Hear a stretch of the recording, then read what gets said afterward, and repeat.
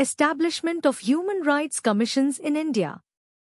The Protection of Human Rights Act, which was established in 1993, led to the creation of the National Human Rights Commission, NHRC, and also allowed for the formation of State Human Rights Commissions, SHRCs, within individual states. This means that each state in India can have its own commission dedicated to protecting human rights.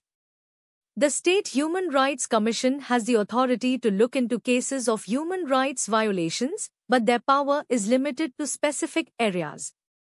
According to the Indian Constitution, they can only investigate matters listed in the State List, List 2, and the concurrent list, List 3, which are outlined in the 7th Schedule of the Constitution. The State List includes subjects on which only states can legislate, such as police, public health, and agriculture. The concurrent list includes subjects where both the centre and the states can legislate, like education and criminal law. If a particular case of human rights violation is already being examined by the National Human Rights Commission or any other statutory body, then the State Human Rights Commission is not allowed to investigate that same case. This ensures that there is no overlap in investigations, promoting a more organized approach to addressing human rights issues.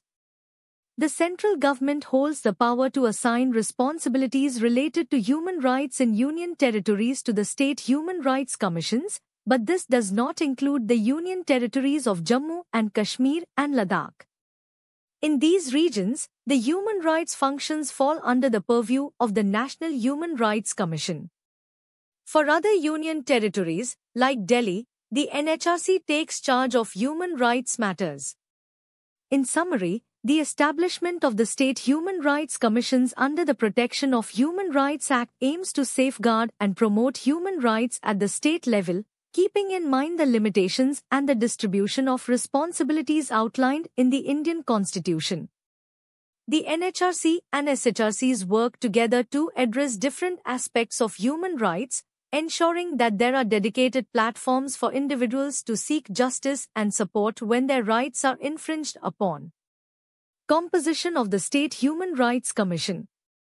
The State Human Rights Commission, SHRC, is an important organization that helps protect and promote human rights at the state level in India. It is made up of multiple members, including a chairperson and 2 other members. The chairperson should be either a retired Chief Justice or a judge from a high court, while the other members can be either a current or retired judge of a high court or a district judge with at least 7 years of experience. There should also be a person who has significant knowledge or practical experience in human rights. The appointment of the chairperson and members is done by the governor of the state, following the recommendations of a special committee. This committee is made up of several important figures, including the Chief Minister, the Speaker of the Legislative Assembly, the state's Home Minister, and the Leader of the Opposition in the Legislative Assembly. In states that have a Legislative Council, the Chairman of that Council and the Leader of the Opposition will also be part of this committee. If a sitting judge from a High Court or a district judge is to be appointed, the governor must consult the Chief Justice of the respective High Court. The chairperson and members are appointed for a term of 3 years, but they can serve until they reach the age of 70, whichever comes first. They can be reappointed for another term after their time in office ends. However, following their tenure, they cannot take up any further jobs with either the state or central government. Even though the governor appoints the chairperson and members of the SHRC, removing them is a different process that involves the President of India. The President can remove a chairperson or member under specific conditions, similar to the process for removing members of the National Human Rights Commission. The reasons for removal include if the person becomes insolvent, engages in paid work outside their official duties, is unable to perform their duties due to mental or physical illness, is declared mentally unfit by a court, or if they are convicted of a crime and sentenced to prison. In cases of alleged misbehavior or incapacity, the President must refer the matter to the Supreme Court for an inquiry. If the Supreme Court thinks that there is a valid reason for their removal and advises it, only then can the President proceed with the removal. The state government is responsible for deciding the salaries, allowances, and other working conditions for the chairperson and members of the SHRC. Importantly, once appointed, their salaries and benefits cannot be reduced to their disadvantage. All these rules and procedures are designed to ensure that the State Human Rights Commission operates independently, impartially, and effectively. This is crucial because the SHRC plays a vital role in addressing human rights violations and promoting the rights and freedoms guaranteed under the Indian Constitution. In terms of legal framework, the establishment and functioning of the State Human Rights Commissions are guided by the Protection of Human Rights Act, 1993. This act not only serves as the basis for the formation of SHRCs but also outlines their functions, powers, and duties, making it a key legislative tool for the protection of human rights in India. Functions of the Human Rights Commission. The Human Rights Commission has several important responsibilities aimed at protecting and promoting human rights in India. Here are the key functions explained in simpler terms. Firstly, the Commission can investigate cases where human rights have been violated or when public officials do not take action to prevent such violations. This can happen on its own initiative, suo motu, in response to complaints from individuals, or through orders issued by a court. This means that the Commission acts as a watchdog to ensure that human rights are respected and that any failure to do so is addressed. Secondly, the Commission has the authority to step into ongoing legal cases where there are claims of human rights violations. For instance, if a case in a court raises human rights issues, the Commission can intervene to offer its expertise or support, which can help ensure that justice is served. Another important function is the Commission's ability to visit prisons and places where people are detained. During these visits, the Commission examines the living conditions of inmates, looking to see if they are treated humanely and fairly. Based on these observations, the Commission can suggest changes or improvements to ensure better treatment of prisoners. The Commission also reviews the laws and constitutional protections in place for safeguarding human rights in India. It assesses how effective these laws are and recommends changes to strengthen these protections. This function is particularly vital as it helps to ensure that the rights enshrined in the Constitution, such as the right to equality, Article 14, the right to freedom, Article 19, and the right against exploitation, Article 23, are upheld in practice. Additionally, the Commission analyzes various factors that may hinder people from enjoying their human rights. This includes investigating issues like terrorism that may restrict freedoms and suggesting ways to overcome these challenges. The Commission actively encourages research in the field of human rights. Through studies and reports, it seeks to understand human rights issues better and find effective solutions. Furthermore, it prioritizes educating the public about their rights. By spreading awareness of human rights and the protections available to individuals, the Commission fosters a more informed citizenry. Support for non-governmental organizations, NGOs, is another critical role of the Commission. These organizations often work on the ground to protect and promote human rights, and the Commission encourages these efforts, recognizing their importance in the overall human rights framework. Finally, the Commission is empowered to undertake any other activities it finds necessary to promote human rights. This broad mandate allows it to address various emerging issues and adapt to changing circumstances around human rights in India. In summary, the Human Rights Commission is a crucial institution in India that works to protect individuals' rights, investigate violations, educate the public, and advocate for better laws and policies to create a society where everyone's rights are respected. The relevant legal framework includes not only specific laws but also the broad principles outlined in the Indian Constitution that guide the Commission's work. Understanding the role of the Human Rights Commission in India. The Human Rights Commission plays a vital role in ensuring the protection and promotion of human rights in India. It has the authority to set its own rules and procedures for how it operates. The Commission possesses powers similar to those of a civil court, meaning it can conduct investigations and hearings in a structured manner. Its proceedings are formal and follow legal procedures. One of the significant functions of the Commission is to gather information or reports from state governments or other authorities. However, there's a limitation on its powers. It can only investigate incidents of human rights violations that occurred within 1 year. This means that if someone wants to bring an issue to the Commission's attention, it must be done promptly, within a year of the violation taking place. Upon concluding its inquiries into human rights violations, the Commission has several options for action.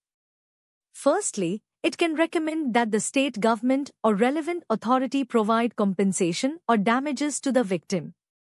This is significant, as many victims suffer financial and emotional distress due to human rights violations. Secondly, the Commission can suggest that action be taken against the offending public servants. This may include initiating prosecution or other disciplinary measures. Thirdly, it can recommend that the government offer immediate support or interim relief to the victims to help them cope with the circumstances caused by the violation.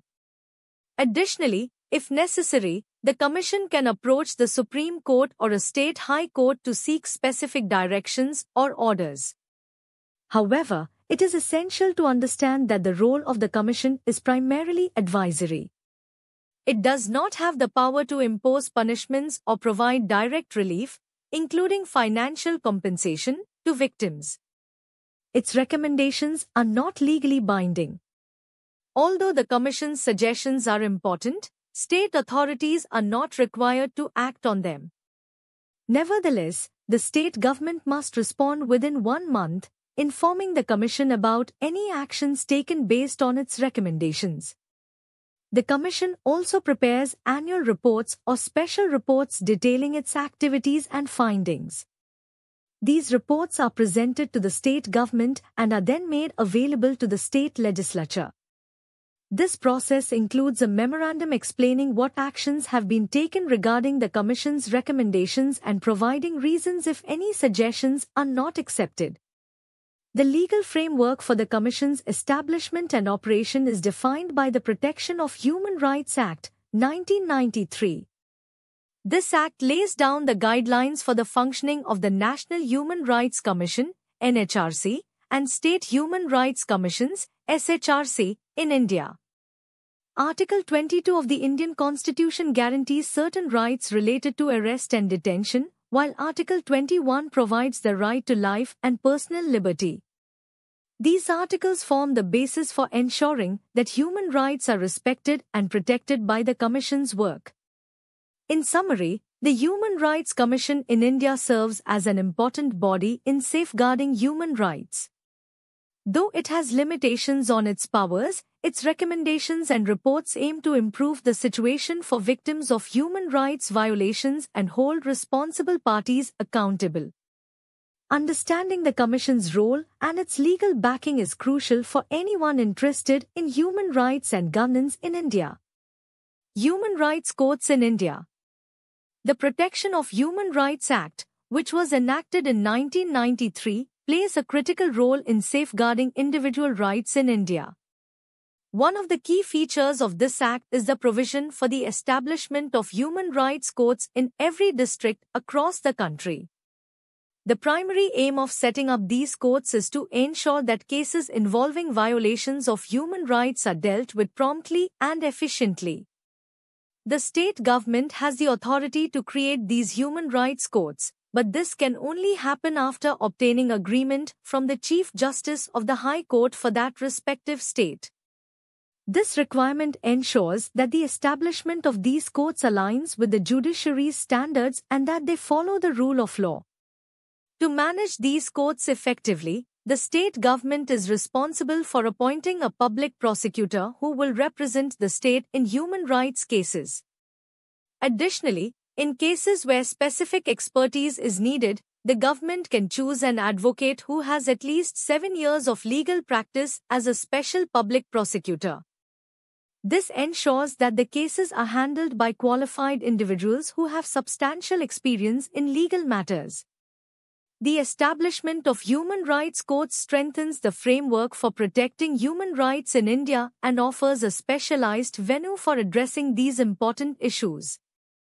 Articles under the Indian Constitution, such as Article 21, which guarantees the right to life and personal liberty, further support the functions of these courts. The Act and the resulting courts illustrate India's commitment to uphold human rights and provide justice to individuals whose rights have been violated. It is important to note that these courts operate alongside the broader mechanisms set forth in the Indian Constitution, including the provisions for fundamental rights, Articles 12 to 35, which collectively protect the citizens against violations by state and non-state actors alike. The effective functioning of human rights courts is essential in fostering a just society where individuals can seek redress for human rights infringements without unnecessary delays or complications. In summary, the human rights courts created under the Protection of Human Rights Act serve as a vital institution in promoting and protecting human rights at the district level. By ensuring swift justice and appointing qualified legal professionals, these courts aim to reinforce the rule of law and uphold the dignity and rights of every individual in the nation. The Protection of Human Rights Amendment Act, 2019. The Protection of Human Rights Amendment Act, 2019 introduced several important changes that aim to strengthen the framework for human rights protection in India. Here's a simplified overview of the key features of this act.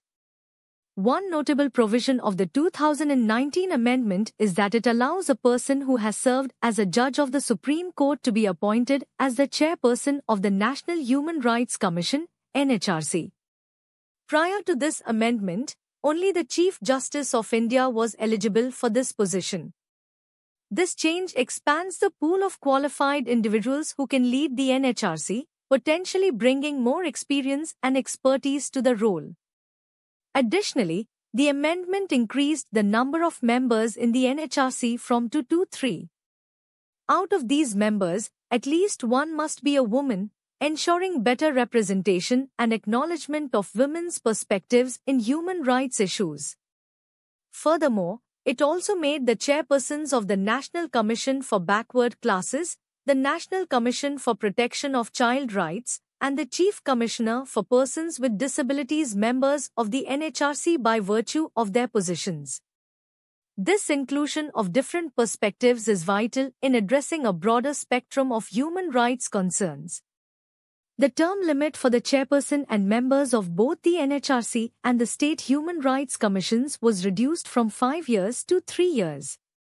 This shorter term strengthens accountability as these leaders can be evaluated and possibly replaced more frequently, although they remain eligible for reappointment. In terms of eligibility for the State Human Rights Commission, the amendment allows a person who has served as a judge of a high court to be appointed as chairperson, in addition to those who have been chief justices of high courts. This too increases the chances of appointing qualified individuals to these important roles. The amendment also provides for a new arrangement where the central government can assign the state human rights commissions with responsibilities related to human rights in union territories, excluding Delhi. For Delhi, the National Human Rights Commission will handle these matters, consolidating authority at the national level for sensitive regions. Furthermore, the Act specifies the roles of the secretaries in both the NHRC and State Human Rights Commissions.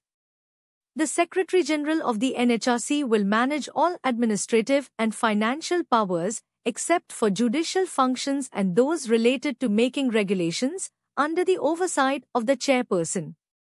Similarly, the Secretary of a State Human Rights Commission will also manage these powers, again under the guidance of the chairperson. This clear delineation of powers is crucial for maintaining efficiency in operations and ensuring accountability. In terms of constitutional support, this Act is in harmony with Article 51 of the Indian Constitution, which promotes respect for international law and treaty obligations, including the upholding of human rights. It also aligns with various directives under Article 14, Right to Equality, and Article 21, Right to Life and Personal Liberty, emphasizing the need for protective measures for human rights. Overall, the Protection of Human Rights Amendment Act 2019 makes significant strides in enhancing the structure and function of human rights institutions in India, reflecting a commitment to protecting the rights of all citizens more effectively.